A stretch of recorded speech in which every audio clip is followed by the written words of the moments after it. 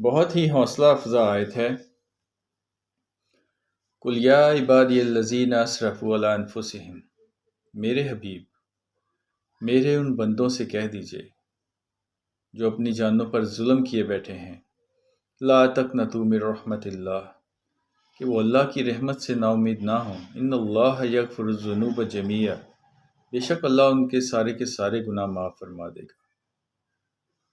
وہ کیوں فرما دے گا؟ انہ هو الغفور الرحیم، بے شک وہ ہے ہی غفور الرحیم۔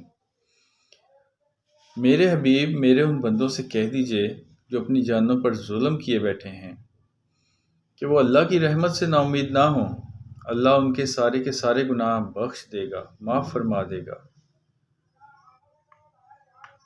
کیونکہ وہ ہے ہی غفور الرحیم۔ لیکن اس کے لیے آپ کو کیا کرنا پڑے گا؟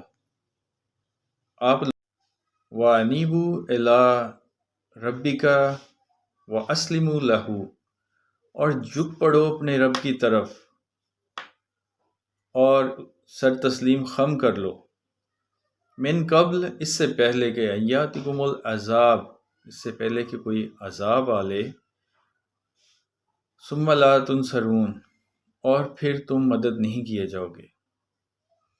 اللہ تعالیٰ موقع دے رہا ہے لوگوں کو کہ اللہ تعالیٰ ان کے سارے گناہ معاف فرما دے گا اگر وہ یہ کام کر لیں کہ وہ جھک پڑے اپنے رب کی طرف اور فرما برداری کر لیں، اس سے پہلے کہ کوئی عذاب آ جائے اور پھر وہ مدد نہیں کیے جائیں گے۔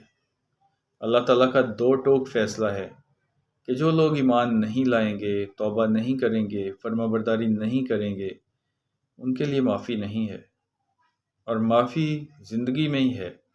اگر وہ اپنی زندگی میں توبہ کر لیں گے تو ان کو معافی مل جائے گی، اور یہ اللہ کا وعدہ ہے۔ لیکن اگر وہ قریب المرگ جا کے معافی مانگیں گے، جب وہ اٹھ بھی نہیں سکیں گے، بیٹھ بھی نہیں سکیں گے، واش روم بھی نہیں جا سکیں گے، تو تب کوئی فائدہ نہیں ہے۔ تب تو معافی فرعون نے بھی مانگی تھی جب وہ غرق ہونے لگا تھا۔ اس نے کہا تھا کہ میں اللہ کے بنی اسرائیل کے اللہ خدا پہ ایمان لاتا ہوں، تو اللہ تعالیٰ نے فرمایا کہ تو اب ایمان لاتا ہے جب موت نے تمہیں آ لیا۔